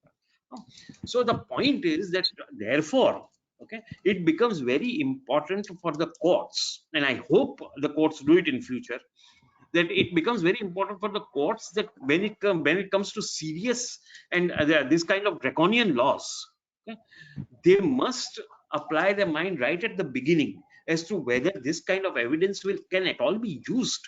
Okay? But that is not happening right now, and that is because some Supreme Court judgments say that you cannot do it. That's the whole problem. So, I mean, one has to keep on fighting this battle, but it's a long and hard battle. एक आखिरी सवाल आपको पूछना चाहूंगा Mir sir, क्या लगता है कितने साल या फिर दिन लगेंगे इस केस को खत्म होने में या फिर इन लोगों को बाहर आने में? क्या उनका बाहर आने का चांस है एट ऑल, और कितना वक्त लगेगा? कोरोना जाने को कितना टाइम लगेगा आपको पता है? नहीं। लेकिन see, it is not that people under UAPA have not got bail in earlier cases. People have got bails, okay, maybe after some time, but they have got bail. The trial will take some time, of course, a couple of years, let me put it that way. But as far as bail is concerned, we have been trying, we will keep on trying, okay, for bail. And at some stage, possibly, I mean, we are hopeful that they will at least get released on bail. If not now, in another 3 months, 6 months, 8 months time, we'll keep on trying that. मैं प्रबोधन जी की तरफ आना चाहूंगा। जो भी बातें रखी गई उसमें एक दो चीजें उभर के आती है, saffron forces, BJP ruled state, then investigation getting transferred from Maharashtra to NIA। उसके साथ साथ अटैक जिन लोगों पे होता है या फिर जिन लोगों को अरेस्ट किया जाता है, वो वही लोग हैं जो कास्टिज्म के खिलाफ बात किए हैं, वो वही लोग हैं जो शनिवार वाड़ा पे खड़ा रह के पेशवाओं को क्रिटिसाइज किए हैं, ये वही लोग हैं जो दलितों के ऊपर होने वाले उत्पीड़नों की बात करते आए हैं। क्या ये वही तरीका है जिसमें विक्टिम्स को प्रोसिक्यूट किया जाए, प्रोसिक्यूट किया जाए, ताकि बाकी सिमिलरली सिचुएटेड विक्टिम्स जो है वो आगे आने की हिम्मत ना करे? क्या इसमें आप जातिवाद देखते, कोई जातिवाद का एंगल देखते?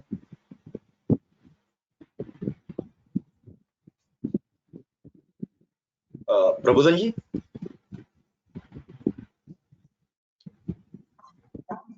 मुझे लगता है कि हम जो इस वायलेंस को सिर्फ एक ही पर्सपेक्टिव से, जो एक हिंदुत्व के एंगल से सिर्फ देख नहीं सकते। मुझे लगता है कि जो हिंदुत्व की जो डेवलपमेंट हुई है, जो प्रोग्रेशन हुआ है इस देश में, उसका जो कारण भी है वो एक यहाँ जो जाति संस्था है वो भी उतना ही उसका बहुत बड़ा रोल है।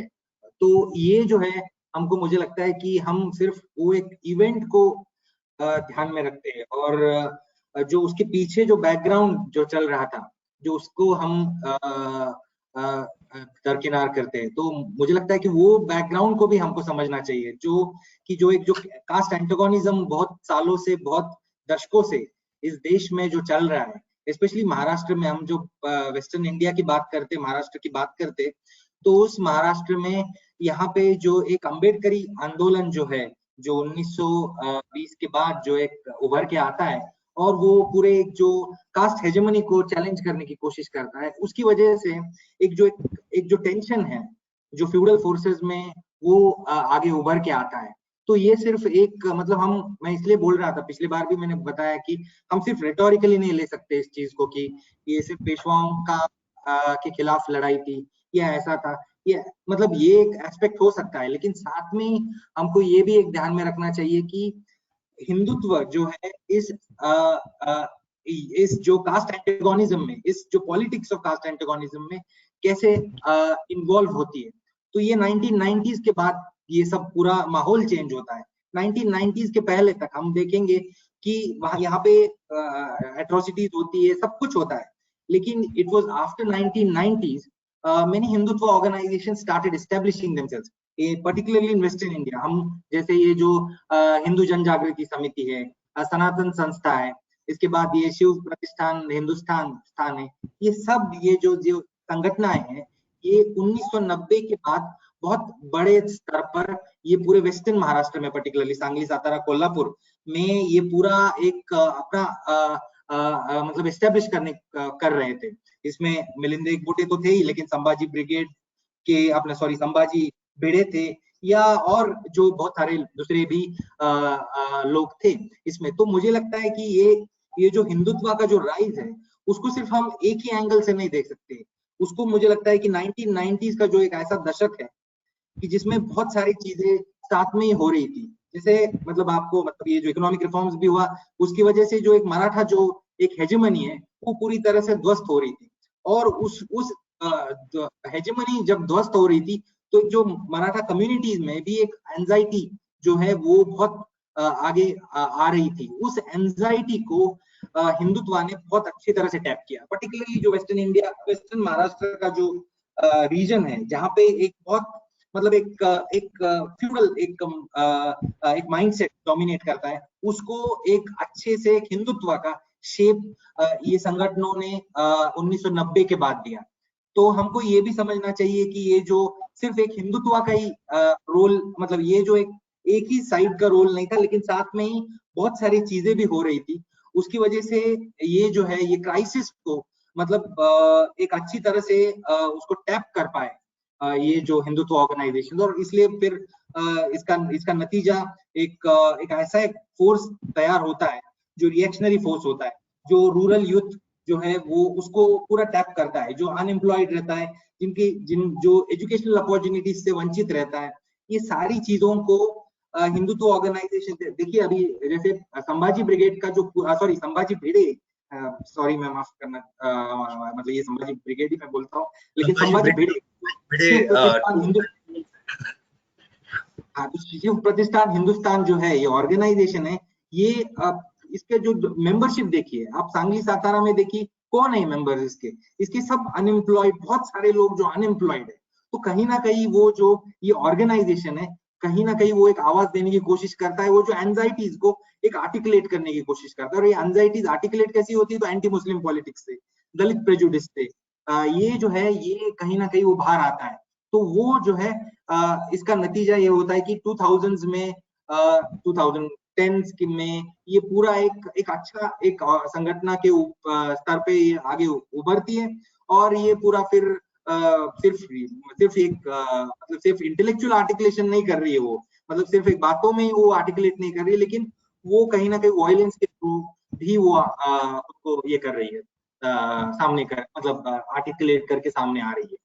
तो ये मुझे लगता है ये पूरा एक हमको बैकग्राउंड समझना चाहिए, ये हिंदुत्व का जो राइज है ये। और एक जो लास्ट पॉइंट जो मैं बोलना चाहता हूँ कि हमको ये भी एक समझना चाहिए कि जो हिंदुत्व का जो ऑपरेशन है, पर्टिकुलरली हिंदुत्व पॉलिटिक्स का जो ऑपरेशन है, वो भी एक बहुत उसमें भी एक चेंज आया है पिछले, मतलब हम हिंदुत्व ऑफ 1960s 1970s का आज के हिंदुत्व से कंपेयर नहीं कर सकते। ये जो एक सबऑल्टर्नाइजेशन जो है हिंदुत्व में, जो हिंदुत्व में आ गया, हिंदुत्व पॉलिटिक्स में, कि जिसमें बहुत सारे जो निम्न स्तर के जो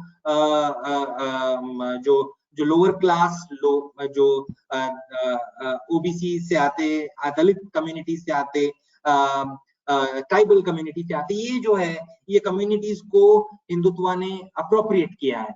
तो ये जो सबऑल्टर्नाइजेशन है वो भी कहीं ना कहीं मतलब ये पोस्ट 1990s का ये सीन है। तो ये भी हमको समझना चाहिए। मुझे लगता है कि सिर्फ हम उसको एक पेशवा या एक ब्राह्मणवादी संगठन, ये ब्राह्मणवादी विचारधारा का संगठन तो है ही, मतलब कोई इसमें ये नहीं है, लेकिन वो जो पॉलिटिक्स जो है उसका, वो भी हमको, जो ऑपरेशन है वो भी हमको समझना चाहिए। वो इतना ब्लैक एंड व्हाइट वो नहीं है, भले ही वो उनका आइडियोलॉजिकल स्तर पे वो पूरे क्लियर है कि उनको कुछ कैसे उनको ये करना है, आगे बढ़ना है, लेकिन जो एक उनका जो ऑपरेशन है वो ऑपरेशन उतना ब्लैक एंड व्हाइट नहीं है, तो बहुत कॉम्प्लिकेटेड है मुझे लगता है। थैंक यू प्रबोधन जी। मैं सुजन को एक सवाल पूछना चाहूंगा, जिसको आप बहुत फास्ट और शॉर्ट में जवाब दें। जो 11 लोग आज के तारीख में जेल में हैं, उनके हालात क्या है, किस तरह से उनको ट्रीटमेंट दिया जा रहा है? साथ ही साथ मैं ये भी जानना चाहता हूँ कि कोविड के पेंडेमिक में आपने कुछ बेल एप्लीकेशंस मूव किए थे, ये जानकारी मिलती है, किस तरह से उसका ट्रीटमेंट हुआ और क्या हालात है, क्या किस तरह से लोग अंदर है? अभी ये तो बाहर आ रहा है कि बॉम्बे के जो जेल्स में कोविड का एंट्री तो हुआ है। जैसे आर्थर रोड जेल में आज का न्यूज है कि कुछ 40 to 63 अंडर ट्रायल्स प्रिजनर्स और स्टाफ का ये अफेक्टेड है। और ये वहाँ के जो ओवर क्राउडिंग है, क्राउडेड कंडीशंस, ये तो विषय उन जो हम लोगों को मैसेजेस आए हैं उनसे कि इतने क्राउडेड है कि वहां तो सवाल ही नहीं है कि कुछ सोशल डिस्टेंसिंग अलग मतलब सेफ्टी मेजर्स का। जब supreme court has passed order for decongesting of prisons और वो स्टेट गवर्नमेंट को उसका पावर्स दिए हैं, तो स्टेट गवर्नमेंट जो है कैटेगरी जिसको रिलीज करना चाहिए, तो वो कैटेगरी में इन लोगों को जरूर डाल सकते थे, क्योंकि यही स्टेट गवर्नमेंट कुछ सिंपैथी भी एक्सप्रेस किए इनके लिए कि ये they have been wrongly arrested and there is a political basis and bias behind these arrests. So it is very well known कि इनके कुछ क्रिमिनल हिस्ट्री तो नहीं है, वो अब्सकॉन्ड करने का तो सवाल ही नहीं है, तो इन लोगों का मतलब वो जो कैटेगरी में डाल सकते थे, ये कैंपेन रहा है। दूसरा है कि कुछ एक्सेस नहीं है, आप पूछ रहे हैं ना कि उनका हालत क्या है, कि एक तो विजिट्स आर नॉट पॉसिबल, तो हम लोग जो है फैमिली जाके मिल के बात कर सकते हैं, वो तो हो नहीं पा रहे, लॉयर्स नहीं मिल सकते हैं, किसी भी तरीके का एक्सेस नहीं। तो this pandemic has proved to be means by which authorities have just become more and more authoritarian.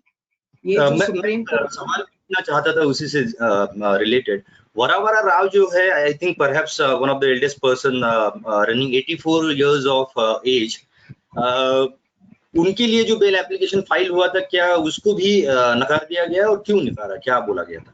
वो सेशन कोर्ट में उनका हेल्थ के बेसिस पे हमने बेल एप्लीकेशन जब मूव किए, specifically on the ground of the Covid outbreak, the pandemic, तो जज का जो रिजेक्शन है, एक तो जब पूना से ये केस ट्रांसफर हुआ है बॉम्बे NIA, तो वरावरा राव का पेपर्स, मेडिकल पेपर्स का एक एप्लीकेशन पेंडिंग है, NIA खुद पेश किया on the first date when they were brought to Bombay.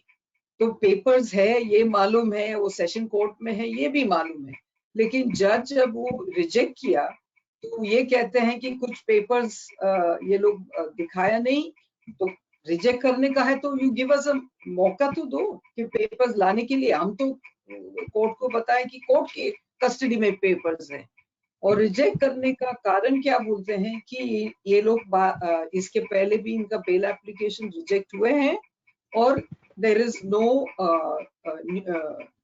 new circumstance has been shown, जैसा कि COVID-19 is not a new circumstance।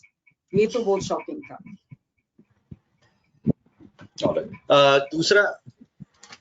दूसरा मैं जानना चाहूंगा, जो महिला साथी जो जेलों में हैं, ऐसा सुनने में आता है कि सुप्रीम कोर्ट के डायरेक्शंस के बाद भी पिछले 2 महीने में उनको चांस नहीं मिला है अपने किथ एंड किन्स को फोन करने का, क्या ये क्या चीज है? हाँ, तो हमने जो दूसरा एप्लीकेशन बेल के अलावा एप्लीकेशन फाइल किया कि सुप्रीम कोर्ट के ऑर्डर के मुताबिक, क्योंकि फैमिलीज को एक्सेस नहीं है, तो उसमें क्लियरली है ऑर्डर का भाग में कि टेलीफोनिक एक्सेस या वीडियो कॉन्फ्रेंस का एक्सेस होना चाहिए family members with the prisoners.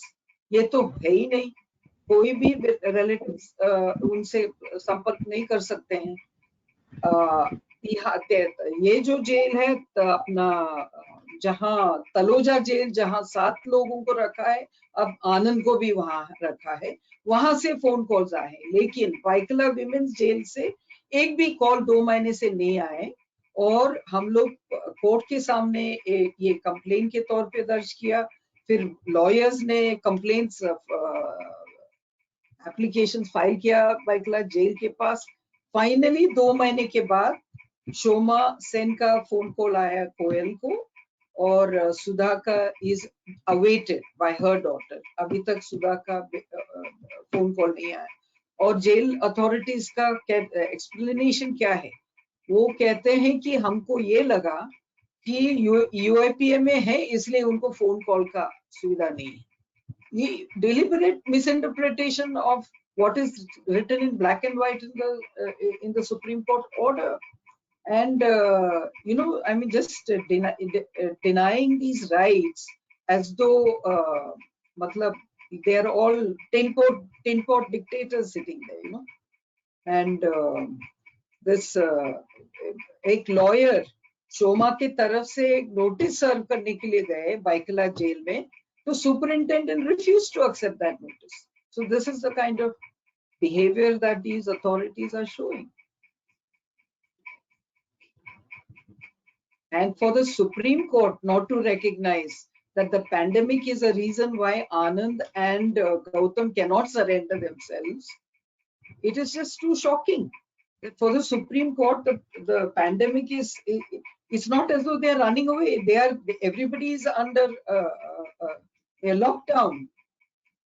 But still, the Supreme Court passes such an order by which it makes it as though it's just an ordinary, normal thing for both Anand and Gautam to go and surrender themselves. This kind of an approach and attitude is highly condemnable. It is like a COVID-19 patient going to a hospital and the hospital saying, you are a COVID-19 patient, so we cannot allow you entry. This is the way the Supreme Court rejected the applications of Anand and Gautam. I think Nihal has, yeah. Our host has disappeared. Yes, moderator. Moderator. Sorry, Where are you? We're trying to get him back right now, but in the meantime, maybe. He's there back. we go. Okay. While he figures that out, in the meantime, if you Good can boy, answer. Lian. Can you hear me now? Where did you disappear?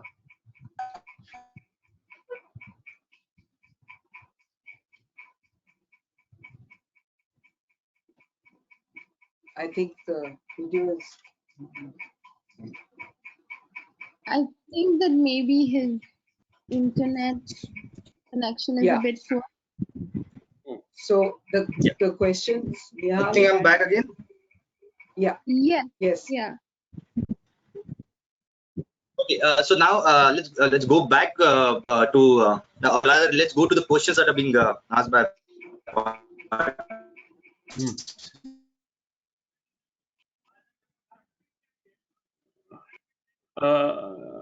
Nihal's line is very bad. Repeal UAPA. No, we couldn't hear the earlier part. What were you saying? What can be done at mass level to repeal UAPA?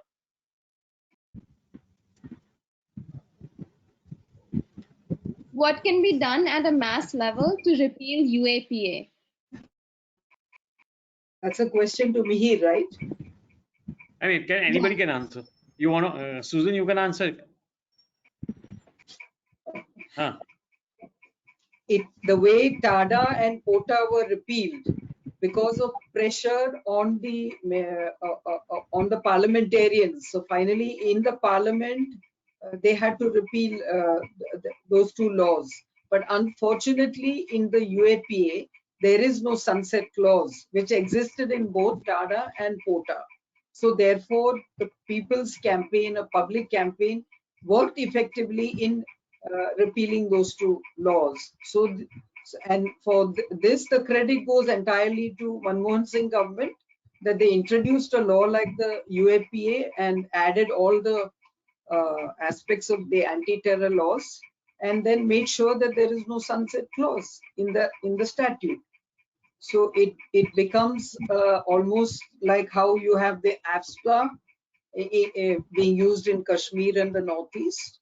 In the same way, you will have UAPA being used in the rest of the country and, of course, in those regions also. But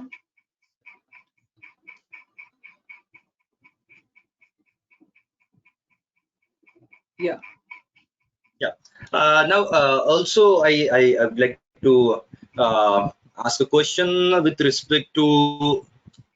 Okay, the question is, isn't sealed cover letter procedure illegal because your accused doesn't know what evidence is brought against him or they can't this procedure legally be challenged?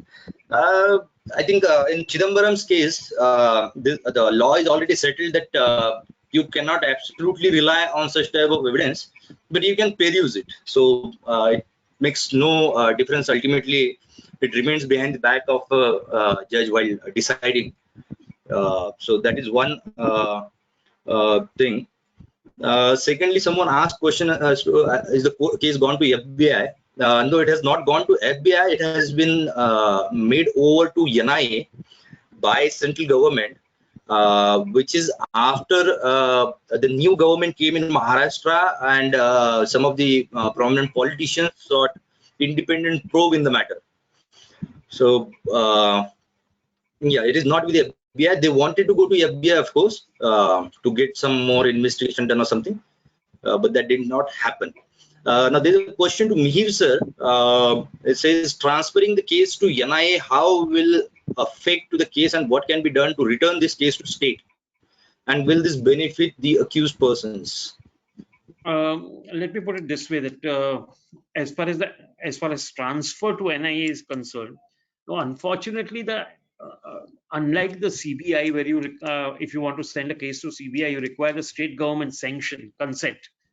As far as NIA is concerned, you don't require that, and there is a suo motu power given to transfer. Of course, the question still remains that initially the case was not transferred to NIA for all these 2 years. 2 charge sheets have been filed, various arrests have been made.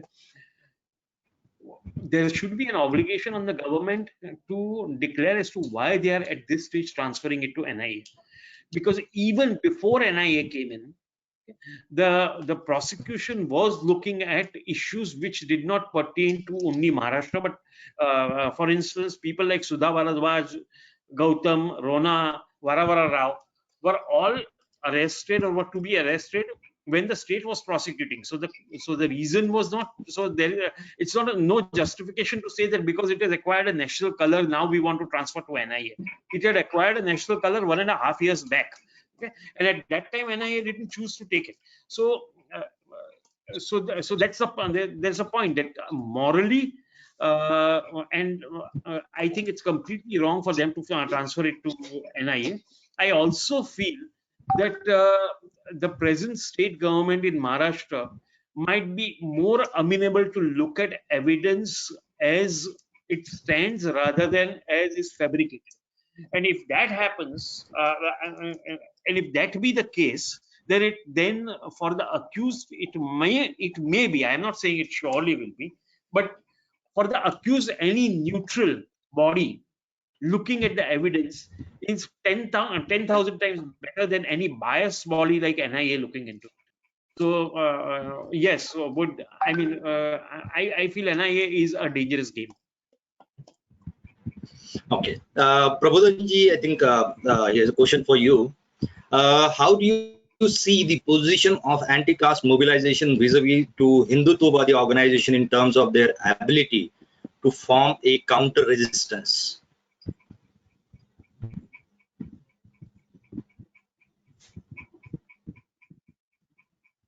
Mute.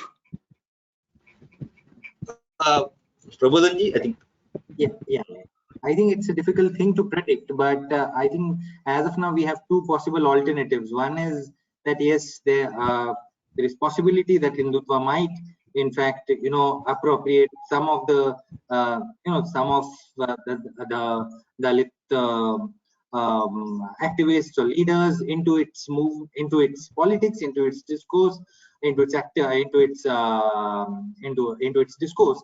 But also there is an alternative thing that might emerge. But as of now, I think it's a question that still doesn't have a very very strong answer. That we don't know. As of now, yes, there are many people trying. Like in North India, there is Chandrasekhar Azad. There are many others. In Western India, we have Jignesh Mevani. There are some people in Maharashtra.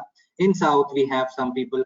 But as of now, at least we don't have any very strong credible alternative that is emerging. Yes, these people are credible people, but at least so far as alternative is concerned, typical alternative is concerned, I think we are yet to see that. And I think I'm very optimistic that at some point of time, because people are now coming out of the old old idea of Ambedkarite movement. Like now they are trying to reinvent and reinterpret Ambedkar and Ambedkarite politics. And what has happened in last 4-5 years, in fact, is a manifestation of the new churning that has taken place. So I think, you know, there is an optimism here, but I'm not sure whether it will be realized very soon, or maybe it might realize maybe after a couple of years. I don't know. I'm not in a position to predict on it. So it can be said that it's a fight between RSS and affiliates versus masses. Yes, and in fact, RSS is trying its best to attract Dalits via, you know, via weaving a narrative about Ambedkar. For instance, just last month there was a video that was shared by one very prominent news portal that in fact said that how RSS was so closely associated with Ambedkar. But you know, these narratives would be projected, would be portrayed. But you know, obviously, I think it's a difficult ball game for them also. So I don't think it is possible for anyone to appropriate Ambedkar in that way.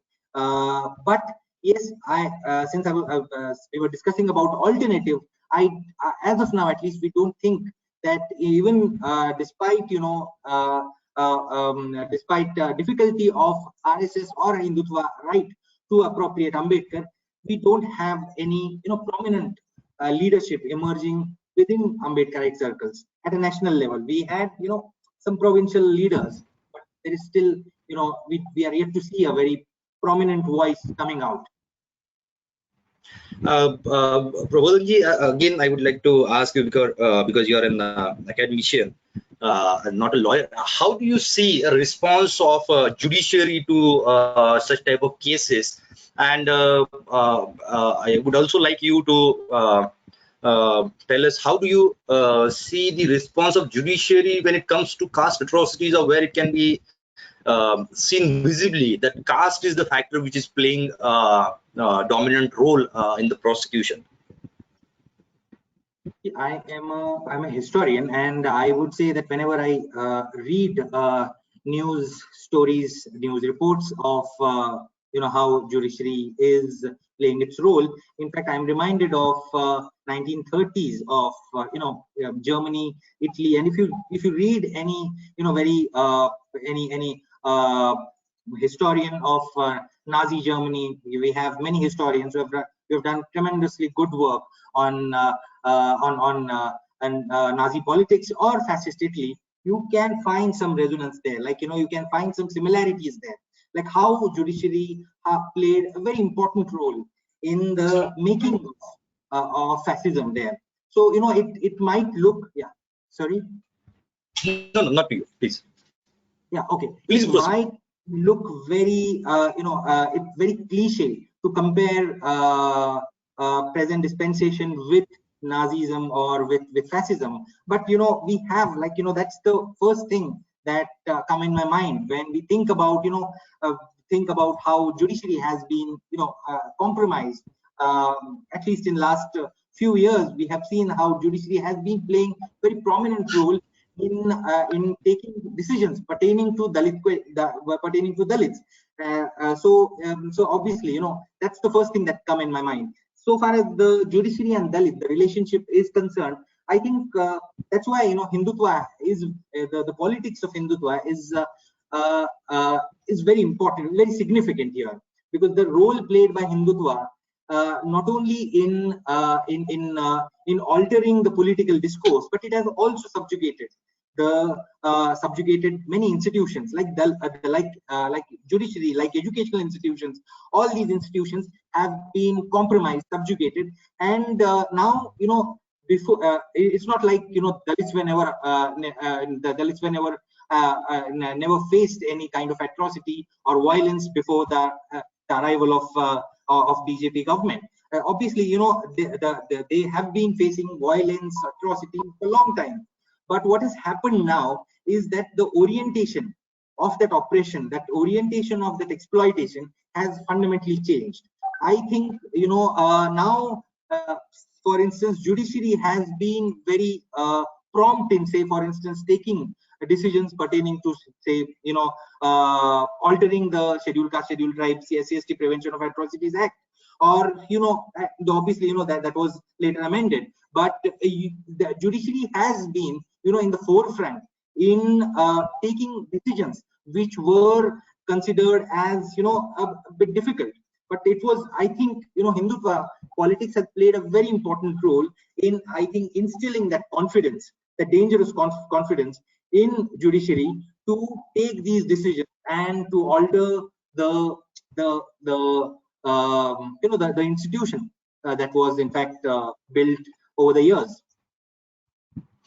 So I would put this last question. जैसे हम देख रहे हैं कि बहुत systematically constitution को set aside किया जा रहा है, dilute किया जा रहा है. Slowly all the institutions are being taken over by the Hindutva forces, RSS, BJP, and through their affiliates. इस हालात में really does there remain any option to put up a struggle against these things by the oppressed classes? How in history people dealt with such situation, if at all it arose, and what would you suggest is the way out? Is this question to me? Yes. Okay. No, obviously there is an optimism here, obviously, without which we cannot live.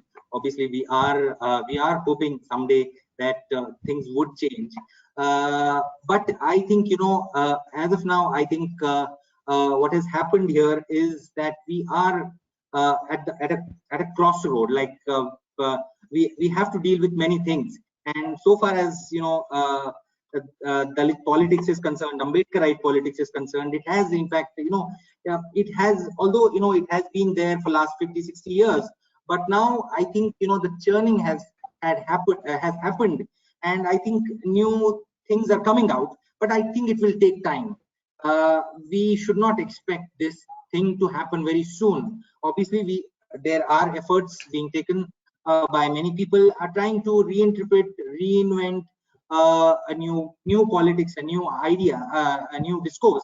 But I think as of now, I think we will have to wait for some time because things would not be that easy for us, because Ambedkarite politics has also been has also faced experienced some kind of stagnation for a long time, and it has also it's coming out of that stagnation. It's trying to reinvent, trying to deal with new things, and that's why the state particularly is very apprehensive of new kind of assertion, because for a long time Dalits were associated, or Dalit politics was associated with, like most leaders in fact did not have problems with Dalit question, because most of these questions were addressed through social categories. But now Dalits, particularly post 2000s, you have a new generation of leadership that is trying to highlight questions pertaining to highlight questions that are connected to state, that are connected to to class, that are connected to larger larger interests. And I think this has caused a lot of apprehension, particularly to the state, and that's why for a long time, for last 10-15 years, you have been seeing, like for instance, it's not new. 10 years back when R.R. Patil, in fact 10-12 years back when R.R. Patil was the Home Minister, he had in fact tried to make a case that the Khairlanji protest had a Naxalite link. So obviously such things are done primarily because Dalits are asserting and they are trying to challenge the established discourse, and this reinvention, this churning is in fact causing a lot of apprehension. So it will take some time, but I am sure, I hope that something will happen at some point of time, because I don't want to be very specific here, because this would be like very rhetorical then. So yes, but yes, I'm very hopeful about it. So dissent and assertions are the problem with the Hindutwas. I will rest here for the day and will again continue on this topic. बस एक बात बताना चाहूंगा कि यलगावेर परिषद जब हुई तो उसमें एक पार्ट बहुत इंपॉर्टेंट था जिसमें संविधान के प्रति अपनी प्रतिबद्धता दिखाने के लिए एक शपथ ली गई थी, जिसमें कहा गया था कि हम संविधान का संवर्धन करने के लिए, उसका इम्प्लीमेंटेशन होने के लिए, उसको मेंटेन करने के लिए हर वो मुमकिन कोशिश करेंगे जो जरूरी है, और साथ ही साथ हम आरएसएस, बीजेपी और उनके द्वारा उनके संबंधित जितने भी हिंदुत्ववादी संगठन है उनसे द्वारा फैलाए जा रहे एजेंडा को हम विक्टिम नहीं बनेंगे। विडंबन है कि इन्हीं लोगों को जिन्होंने ये शपथ दिलाई या फिर संविधान को लेके जो चले हैं, जो डेमोक्रेटिक वैल्यूज की बात किए हैं, जो अधिकारों की बात रखे हैं, उनके अधिकारों का भी हनन होता है, उनके ऊपर झूठे केसेस भी होते हैं, और ऑन टॉप ऑफ दैट उनको एंटी कॉन्स्टिट्यूशनल, एंटी डेमोक्रेटिक भी बोला जाता है, उनको टेररिस्ट, नक्सलाइट या फिर जो भी डिफेम करने के लिए लगाया जा सकता है, वो आरोप लगाया जाता है। So that's all for tonight. I would express my gratitude on behalf of Etihad for attending to this webinar, and I would also express my gratitude to Susan, Mihir sir, Prabodhan, and to the organizers of this program. Thank you very much. Jai Bhim. Thank you. Thank you. Thank you.